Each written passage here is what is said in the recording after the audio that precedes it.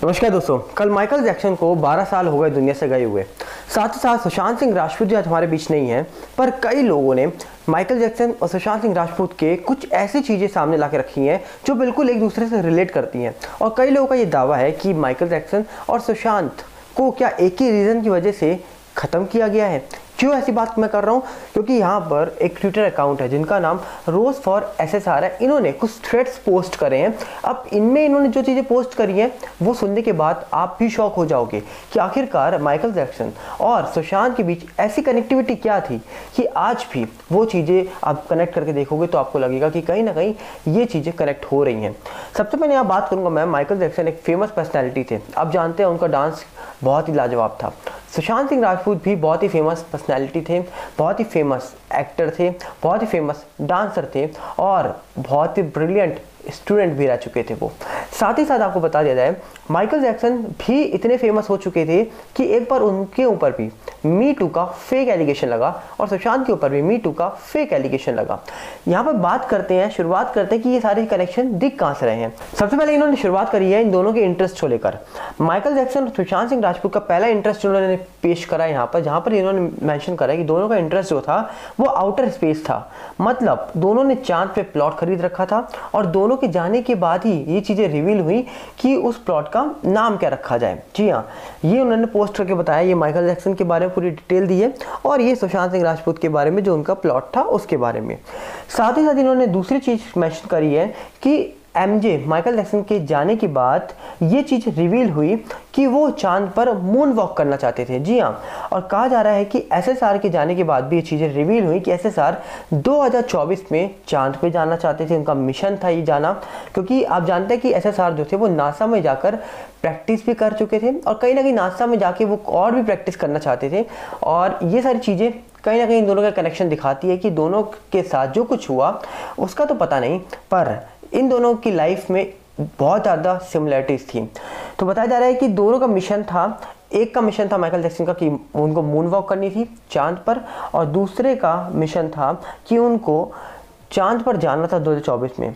But दोनों cases में कोई ऐसी वीडियो नहीं है जो कि बता पाए ये चीज़ सही में। पर कहा जा रहा है कि यहाँ पर बताया जा रहा है कि जो माइकल जैक्सन है उनके बारे में एक पोस्ट लिखा गया था जिसमें ये कहा गया था कि माइकल जैक्सन ने कई साइंटिस्ट से बात भी करी थी कि वो मून वॉक करना चाहते हैं नासा में। और एसएसआर के बारे में भी आपने देखा होगा, ये फोटो बहुत वायरल थी जहाँ पर लिखा था एसएसआर जो है वो ट्रेन हो रहे हैं नासा में।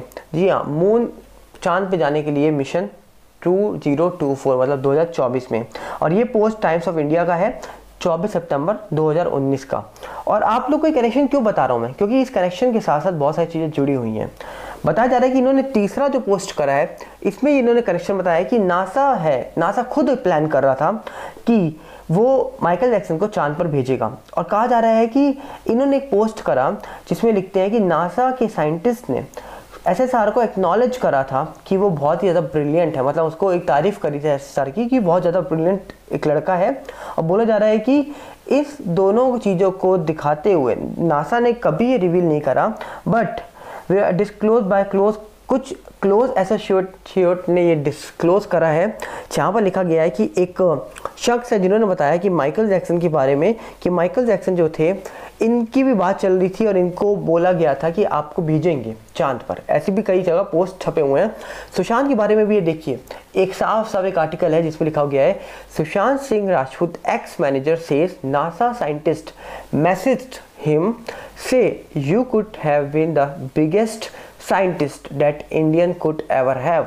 मतलब इसमें पोस्ट बताई गई कि सुशांत सिंह राजपूत के कोई एक्स मैनेजर थे, उन्होंने बताया कि नासा के कोई साइंटिस्ट का एसएसआर के बाद मैसेज आया जहाँ पर उन्होंने बताया कि तुम एक बहुत ही बड़े साइंटिस्ट बन सकते हो इंडिया के, जो आज तक के सबसे बड़े होंगे। मतलब इतने ज़्यादा इंटेलिजेंट थे सुशांत सिंह राजपूत।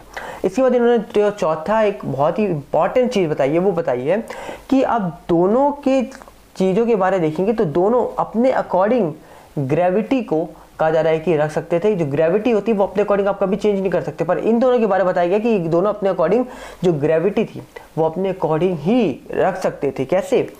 माइकल जैक्सन के आप मूवमेंट जानते हैं कि माइकल जैक्सन कितना भी नीचे चला जाए, बहुत जल्दी ऊपर उठ जाता था। मतलब वो जब डांस करते थे, डांस करते करते बिल्कुल अपना एंगल चेंज कर लेते थे। और यहाँ पर यही चीज़ यहाँ पर लिखी गई है। और सुशांत के बारे भी कहीं ना कहीं ये कोई कमेंट है या कोई आर्टिकल है, यहाँ पर भी ऐसा कुछ लिखा गया है कि work as a gravity never existed, मतलब वो कोई काम कर रहे थे जिस पर जो ग्रेविटी है वो काम ही ना करे, ऐसा कुछ एक कमेंट है। मैं आपको दिखा भी दूंगा, आप देख लीजिएगा। तो इस वीडियो को दिखाने का मतलब ये नहीं है कि यहाँ पर बहुत सारी चीज़ें कनेक्ट हैं। इस वीडियो को दिखाने का मतलब ये है कि इतना सारा दोनों के बीच सिमिलैरिटी कैसे हो सकती है। इन्होंने 5th जो पोस्ट करा है ये भी बहुत इंपॉर्टेंट है। 5th पोस्ट है कि दोनों के ऊपर एक फेक मीटू का एलिगेशन लगाया गया। बताया जा रहा है कि यहाँ पर एसएसआर को बैन किया गया बिग प्रोडक्शन हाउस से, ऐसी खबर निकल के आई थी। एमजे का एक गाना रेडियो स्टेशन से बैन कर दिया गया और इसका CNBC में एक पोस्ट है, देख सकते हैं आप ये रहा। तो ये ऐसा क्यों हुआ, दोनों के बीच इतनी सिमिलरिटीज, बहुत इंपॉर्टेंट है ये चीज़ें। बताया जा रहा है कि एमजे के जाने के बाद उसको ड्रग एडिक्ट बताया गया, एसएसआर के जाने के बाद भी उसको ड्रग एडिक्ट बताया गया। मैंने आपको कल यहाँ पर जब 12 साल हुए थे माइकल जैक्सन को, तब मैंने एक चीज़ दिखाई थी। मैंने आपको बताया था कि माइकल जैक्सन की एक आखिरी ऑडियो लीक हुई थी। 24 जून 2009 को माइकल जैक्सन अपनी रिहर्सल कर रहे थे अपने आने वाले परफॉर्मेंस के लिए। पर 25 जून को क्या हुआ उनके साथ, तो dailymotion.com में उनकी एक आखिरी ऑडियो है, जिस ऑडियो के माध्यम से उन्होंने बताया था, शायद अगर ये वही थे, क्योंकि ये कहा जा रहा है कि ऑडियो कोर्ट में भी पेश हुई थी, अगर ये वही थे तो इस ऑडियो में उन्होंने ये दावा किया था कि उनके जाने के बाद ये बोल दिया जाएगा कि ये ड्रग ओवरडोज की वजह से हुआ है और वो किसी को बचाना चाह रहे थे, ऐसा कुछ उस ऑडियो में था। मैं आपको उसके बारे एक और चीज़ यहाँ पर मेंशन कर दूंगा, आप देख लीजिएगा। इसके बाद इन्होंने ये फोटो शेयर करी है जिसमें ये सबको लिखा हुआ है कि माइकल जैक्सन जाने के बाद इसमें लिखा गया है कि Michael Jackson was a drug addict. ये सही है, मतलब ऐसा लिखा गया है कि जैसी चीज़ें बताई जा रही है कंपेरिजन करके आप खुद देखिए। इसके बाद इन्होंने अगली जो कंपेयर करी है वो भी बहुत इंपॉर्टेंट है। बताया जा रहा है कि माइकल जैक्सन के एक फ़ैन है, उन्होंने बिलीव करा है he was killed as he took a stand against NWO SSR case to is somewhat related to this issue। इन्होंने एक उसके बाद रेफरेंस भी दिया है, नीचे लिंक दिया है, अब उसके में हम बाद में चलेंगे। पर यहाँ पर इन्होंने लिखा है कि माइकल जैक्सन इसलिए ख़त्म किया गया क्योंकि वो NWO के अगेंस्ट गए थे। अब NWO क्या है ये आप लोग सर्च करके देख सकते हैं।